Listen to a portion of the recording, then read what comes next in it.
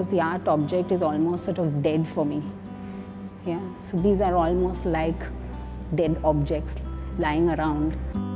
I also consider the making of the work becoming the value rather than, the translation becoming the value rather than what has happened. So this almost seems like an aftermath. We are at Project 88, the gallery that represents me, and this is like my third solo show at the gallery. The previous one was in 2012-13, and this almost sort of is in a way folding in of that show.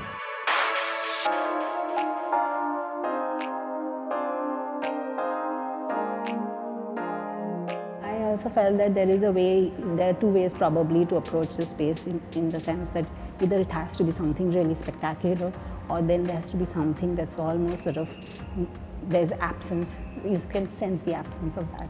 There's a sense of invisibility that makes things visible. I just like the idea of one sort of just trying to shift the vision of the viewer as well, and I like the idea of one looking down and seeing what's beneath your feet and under that as well, so under the crust of the earth, if we are even aware of what we are walking on. So it's just this relationship between what's at the surface and what's beneath the surface, and that's something that I was really sort of looking at while thinking of this show. Hemali Bhutta is a Mumbai-based artist. The dynamic nature of materials and the way people rank them comprises much of her work. Her exhibit, titled Measure of a Foot, takes a closer look at friction, transformation, texture. As you can see, there are no works on the walls. Instead, a visitor navigates herself among stacks of tiles and matter, looking onto this phase in a material's long geologic lifetime. These are various fragments that come from different parts, chips that come from different parts of the world. There could be like a marble from Udaipur, and there could be a Italian marble, all recycled into a terrazzo.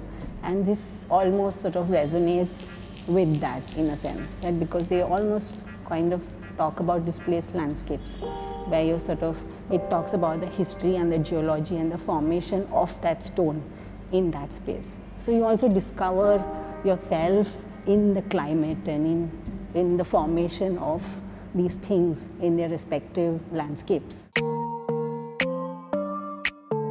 So there is this transitional thing of how that solid turns into liquid and how it sort of retransforms into something else. So there's also this play of, one turning into something else, as wax has a tendency to do that in a sense. So then there's a shift of the form itself. So there is a sense of form into another form. It's almost like the object reincarnates into something else and then again sort of reincarnates into, like there is this sort of constant shift.